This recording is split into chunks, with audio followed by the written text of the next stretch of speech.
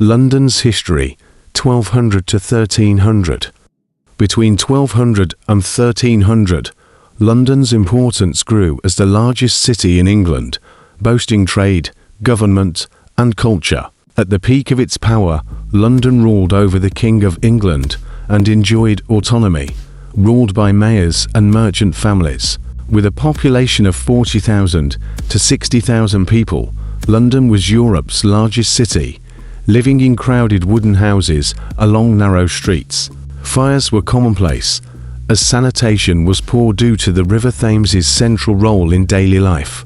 Trade, driven mainly by merchants, fueled London's economy, which relied on wool, cloth, wine, spices, and timber. Religiously, London had many churches and monasteries, including St. Paul's Cathedral, symbolizing royal authority. London's role in trade, craft guilds, and supporting the poor was significant. Rome's existing walls were maintained and repaired during this period, symbolizing London's protection. The Tower of London served as a royal fortress and prison, illustrating London's prominent role. By 1300, London had become a prominent city, developing into a global capital in the early modern era. Despite its challenges, London's growth contributed to its future global importance. London in the 14th century, 1300 to 1400. During the 14th century, London was the largest and most important city in England, with an estimated population of 80,000 to 100,000 at the start of the century. It was the political, economic, and commercial heart of the kingdom, but the period brought.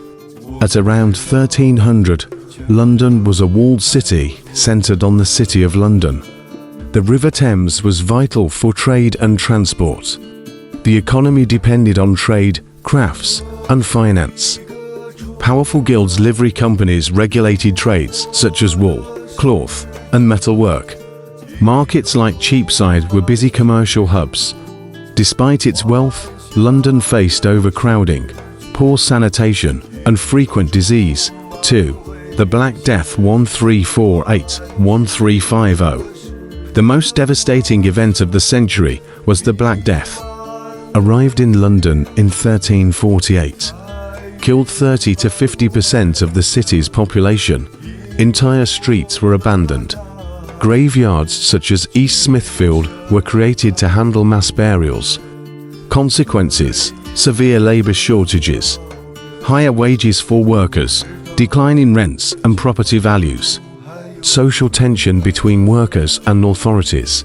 The plague returned several times later in the century. 3. Social unrest and the Peasants' Revolt 1381. Economic pressure after the Black Death led to unrest. Government tried to freeze wages and impose poll taxes. Discontent spread from rural areas into London. In 1381, rebels led by Wat Tyler entered London.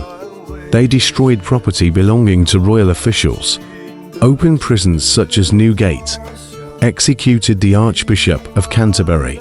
Although the revolt was eventually crushed, it showed London's vulnerability and the growing power of ordinary people. 4. Government and politics. London enjoyed a degree of self-government.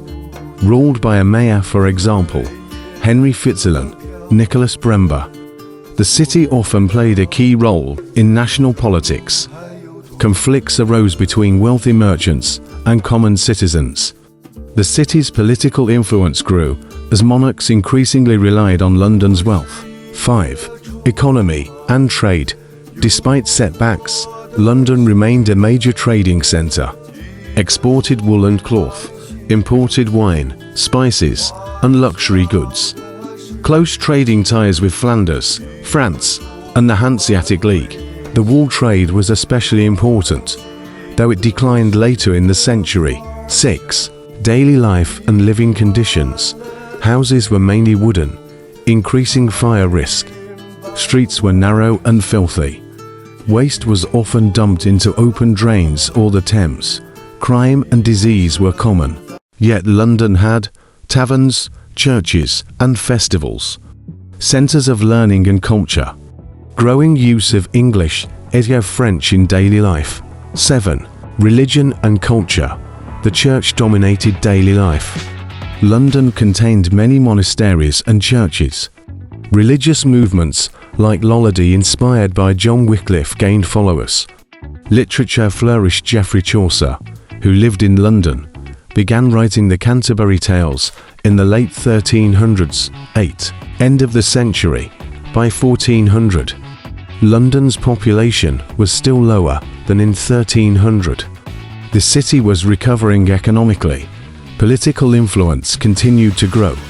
Social structures had permanently changed after the plague.